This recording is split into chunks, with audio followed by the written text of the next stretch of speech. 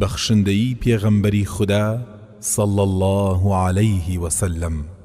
سڵاوت لێبێ سەروەرم ئەی پێغەمبەری خوددا، هەرچەند بەندە یەقینی هەبێ بە بەخششی خوددا، دەستی بەخشندەتر و بەخششی فراوانتر دەبێ بەسەر دەوروبەریدا.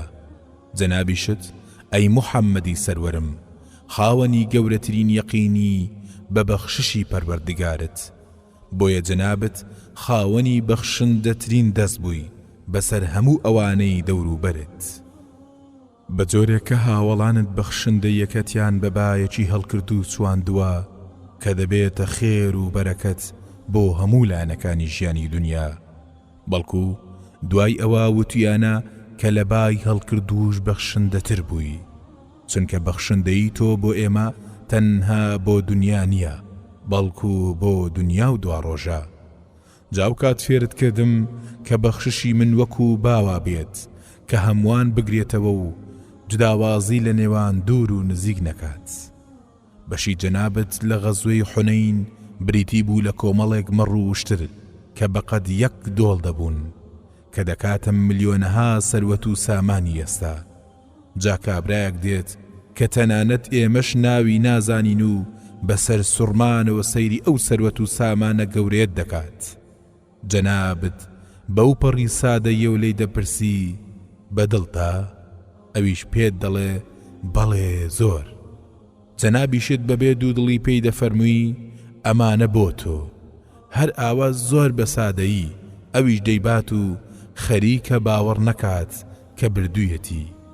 ئیتر لە جەناب تۆ فێر بووم کە چۆن دنیا لە دڵم دەربهێنم، بەڵکو بە ئەوەشت پێ بڵێم ئەی محەممەدی سەروەرمان کە تەنانەت ئەگەر لە دەستی شتدا نەبوایە شتێکت بۆیان بەجێ هێشتووە بۆ ئەوەی دڵەکانیان بە جەنابتەوە پەیوەست بێ و بەهۆی جەنابتەوە پەروەردگاریان خۆش بوویە و هیدایەت بدرێن.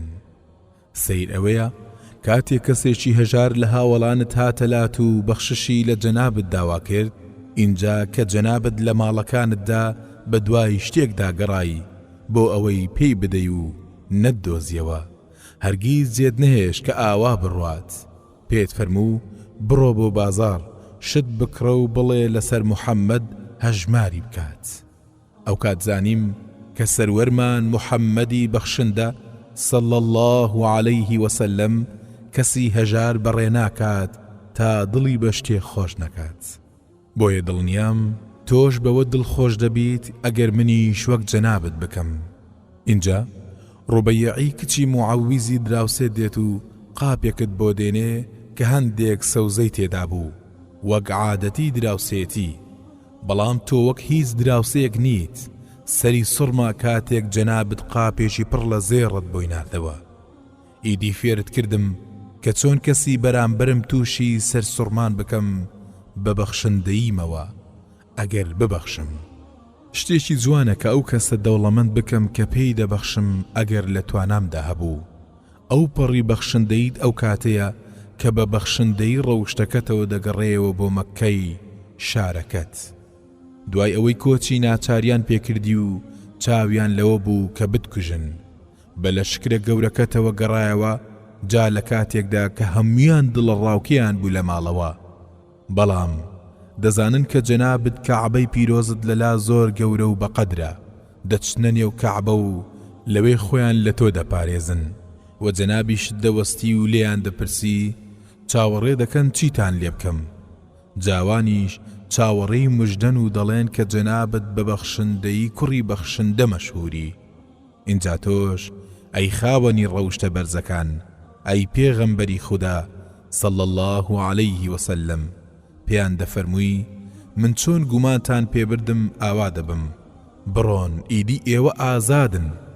لێرەدا بە نرخترین وانەت فێر کردم کە لە مامەڵەکردنم لەگەڵ ئەوانەی دەوروبەرم کەس نائومێد نەکەم لە گومان بردن بە من بە پێی توانە ئەگەر چاوەڕێی بەخشندەیی بوون لە من.